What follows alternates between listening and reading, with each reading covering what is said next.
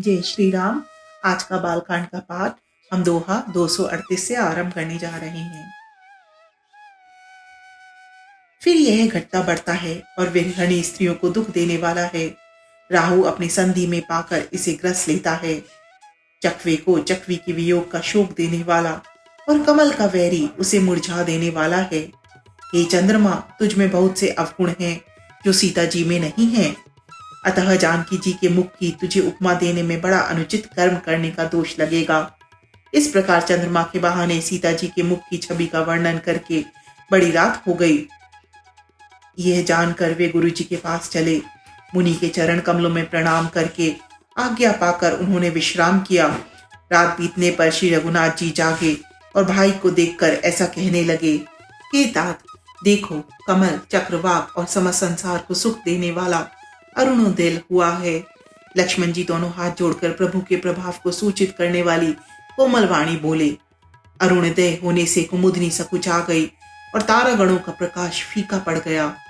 जिस प्रकार आपका आना सुनकर सब राजा बलहीन हो गए हैं।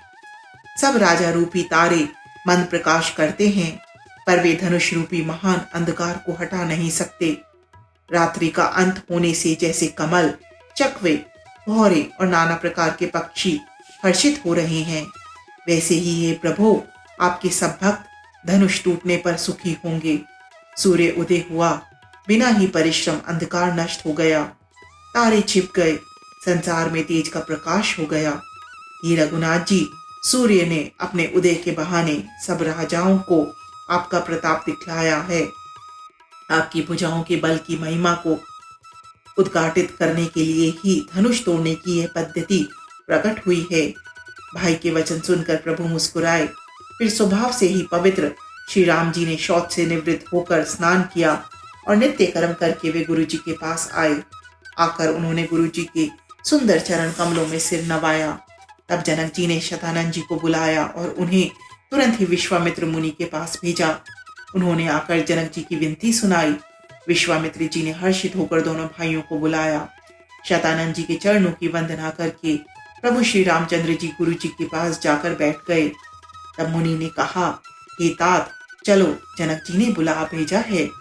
चलकर सीता जी का स्वयंवर को देखना चाहिए। देखें ईश्वर किसको बड़ाई देते हैं।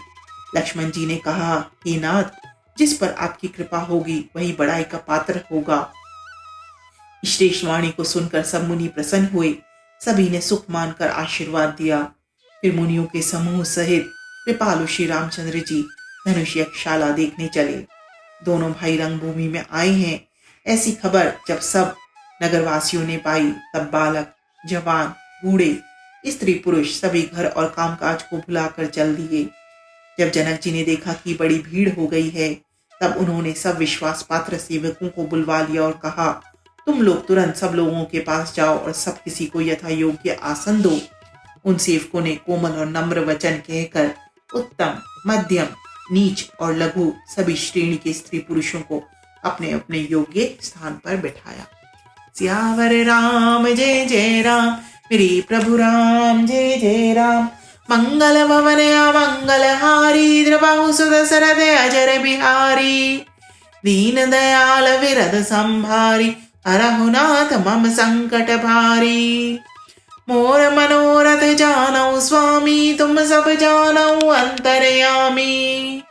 राम नमामि नमामि नमामि, सिया राम नमामि नमामि नमामि।